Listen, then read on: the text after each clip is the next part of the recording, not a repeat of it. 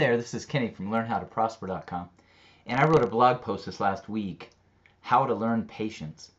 And this is a question that I've had in the forefront of my own mind for a good part of my life, and it's also a question that many have posed to me in situations where I've been a mentor or a counselor or a coach or different things like that.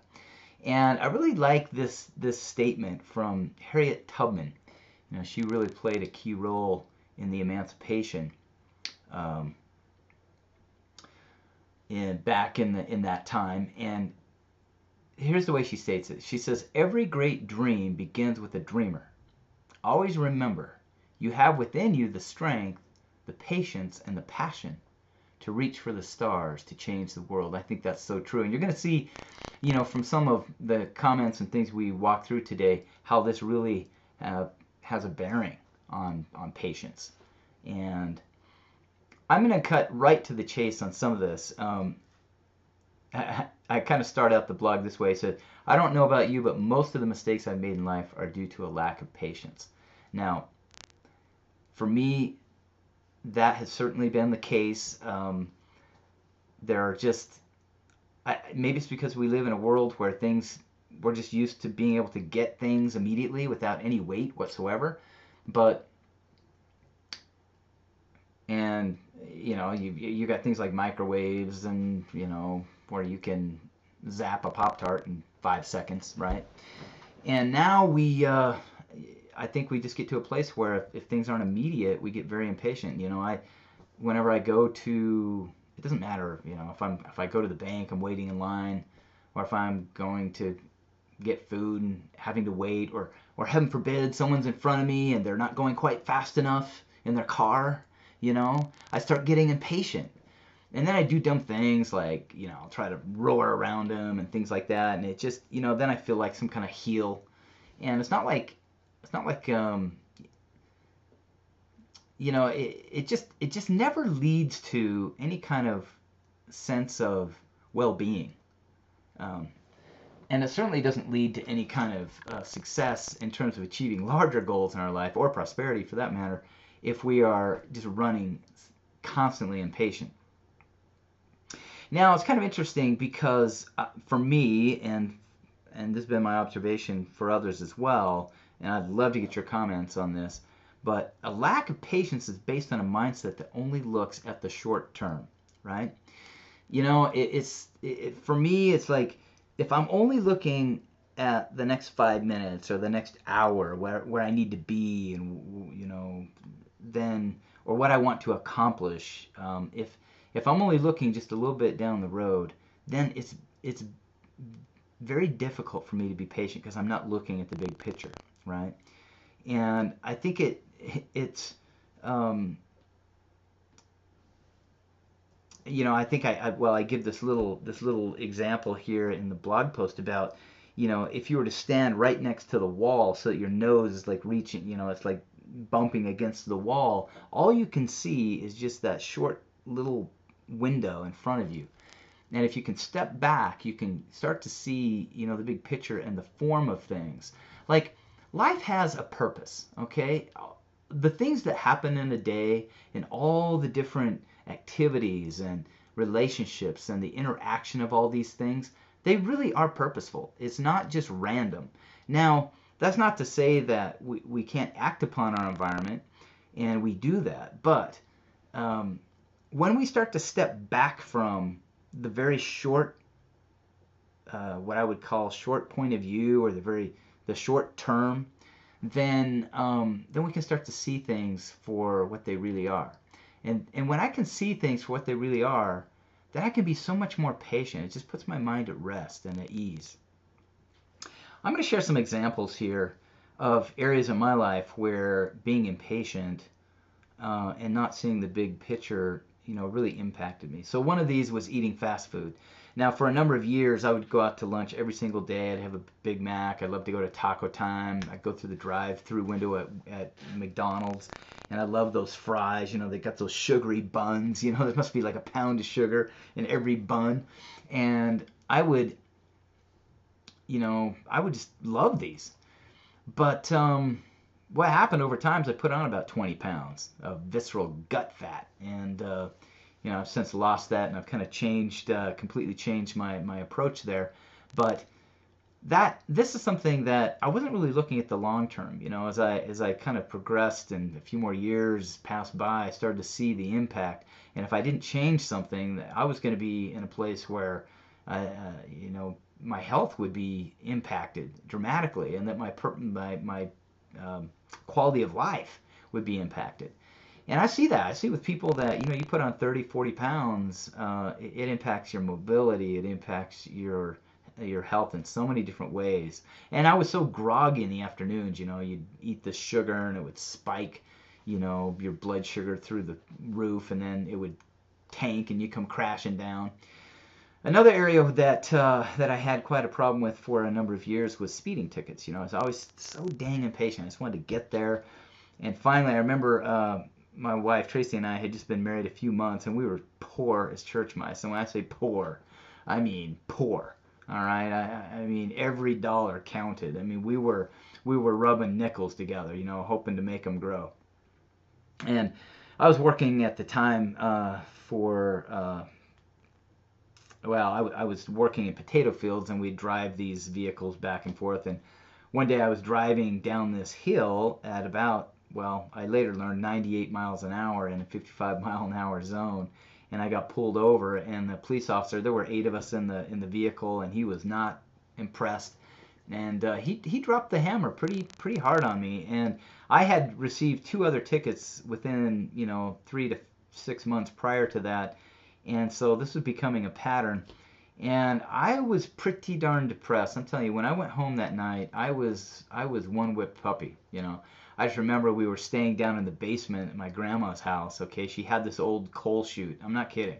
It was a coal chute, and I sat back in there. I mean, it had since been cleaned out and painted and stuff. But I'm sitting in this coal chute, bemoaning my life and having to admit, to my wife that I had just gotten a speeding ticket that was something like $150.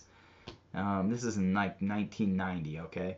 And he had given me an inattentive driving ticket. So the combination of those two is going to be something like $300, $400, $500. And, it was extremely humbling. And I'll never forget, I had to go to court in Bannock County there in Pocatello, Idaho. I was living in Utah at the time. I had to drive back like 3 hours.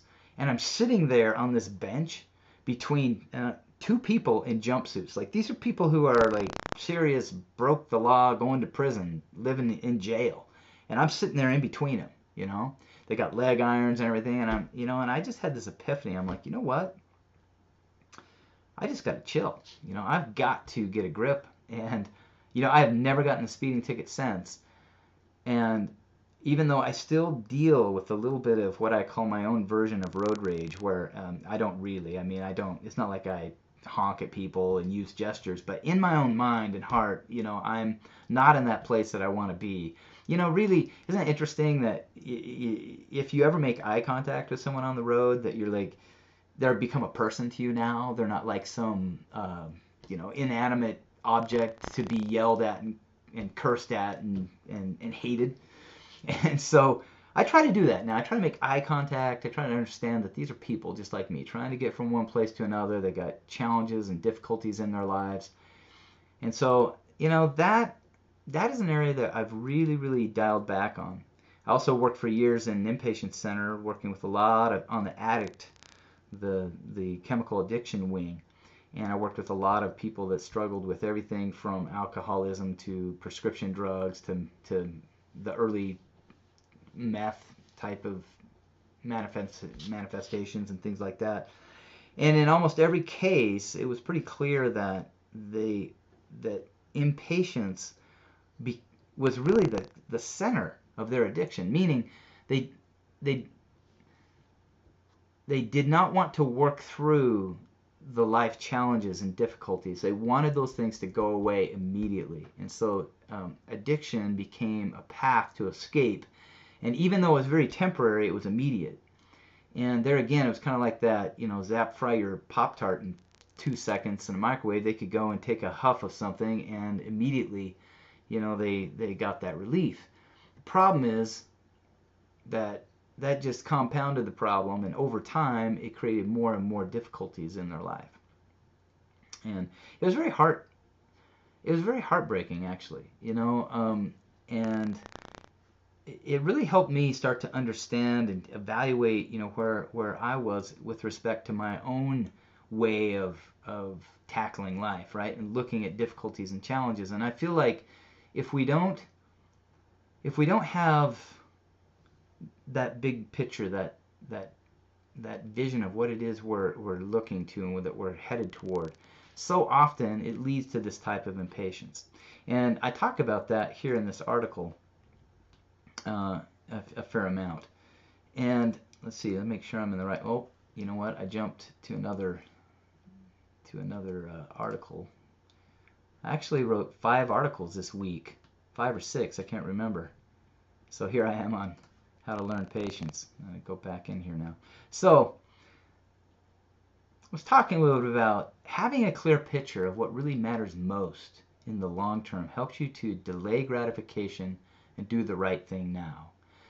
It is so true. They've done all kinds of studies with, you've probably heard of this with children, where they offer to give them a marshmallow, and they can either have it now, immediately, or if they wait 10 minutes, they can have 2 marshmallows. Well, for those who were able to wait for the 2 marshmallows, they tracked them later in life, and they, had achieved much grander things.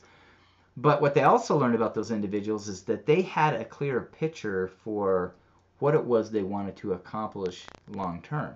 They had goals. They had things that they could look to that allowed them to delay the immediate gratification. That's the same reason that people get into debt, terrible debt, right? Is because they want what they want, and they want it now. And so you can get a credit card, you can get a loan, you can get another credit card, and you get another loan, and pretty soon, you're so deep in the pit of debt that you don't see a path out. But it's really the same answer for so many of these types of maladies, and it's really about having that clear vision for what it is you need to accomplish in your life and what it is you want to accomplish and a way to contribute. And if you haven't seen my, over on Start Here, if you come to learnhowtoprosper.com, I've got the Prosper You Manifesto. And I talk about a little bit how you can get a better sense of who you are in your purpose and ways to do that. And then if you sign up here for my email list, I actually send you to a video course where I go into a lot more detail. And so I'd really love to get your feedback on that. It's absolutely, of course, free. It's just to help you understand a little bit where I'm coming from, and it might assist you in your journey.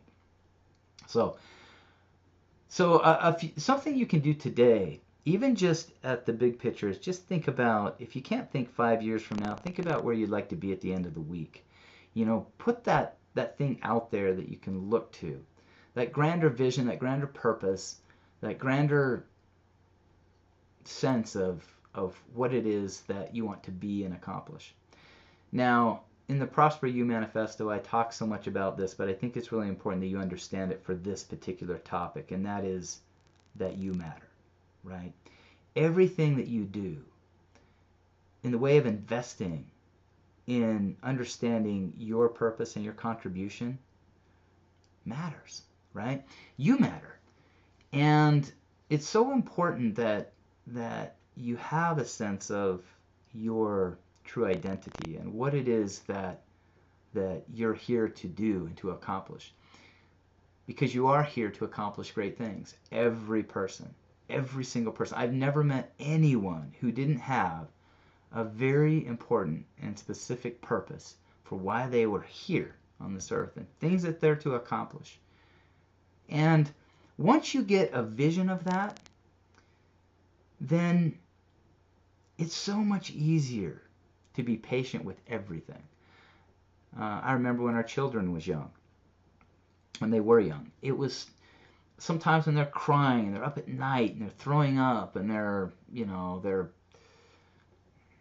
having to change diapers. I mean, it just goes on and on when they're teenagers and they're exerting their independence and they're mouthing off. I mean, just so often, I just wanted to just, But you know what's helped me through this journey, and I'm still, listen, and I hope you've figured this out by now, and if not, I'm going to say it overtly. I am on the journey just like you are. I mean, I'm not mastered this. I'm no guru. I'm just sharing some things that I've learned and learning from your input and comments as well. So please don't think that I have this figured out. But I have learned that having this clear picture of, for me, it was understanding that my family, was something that I was going to be able to enjoy for the rest of my life. That I would envision in this future day my daughters being my best friends and their husbands and their children, and us being surrounded in this family of people that meant more to me than anything else in the world. And when I could look at that vision and see it and understand it, then that momentary little thing that was happening in that day or in that week or in that moment, it all of a sudden became much smaller. It didn't matter as much, right? And other things became much grander and more important. So that's what I'm trying to share here. I hope that you're seeing it. I'm probably not articulating it very well. But it's so powerful to have a mental picture, an actual picture in your mind. Because if you can't come up with words, then make a picture. And maybe that's a picture of, different people see things different ways. I really like this picture. When I click on this, I got this from Pixabay, so people can just contribute for free, pictures. And I don't know where this is, but I just love this picture because you look forward at this mountain, right? And yes, you've got rocks in the path, and you've got a little washboard road over here on the one part. You got some puddles, but there's this majestic mountain, right, that you're driving to, and just having that picture, often in the distance, it gives me something to. I can ride through the washboards. I can make it through the puddles and arrive at that better thing, right? So that, if you can create that picture in your own mind of, your family, yourself, where you want to be, the type of person that you want to be, the things you want to accomplish, then you'll be more patient. You will. You'll have much more patience, and you'll be willing to delay the gratification, which will bring so much more fulfillment in your life. Because I'm going to tell you a secret. The temporary, not only does it not last, but it actually doesn't even feel as good. It doesn't even come close to feeling as good as achieving something that took more energy, effort, and time. It's worth it to wait. In every way, it's worth it. So, with that, I'm going to sign off. If this has been helpful in any way, I hope you'll share it with others. Because again, my purpose is to teach others and myself how to prosper in health, wealth, and relationships. And so share this, share your comments, and I'll look forward to seeing you in the next one. Bye-bye.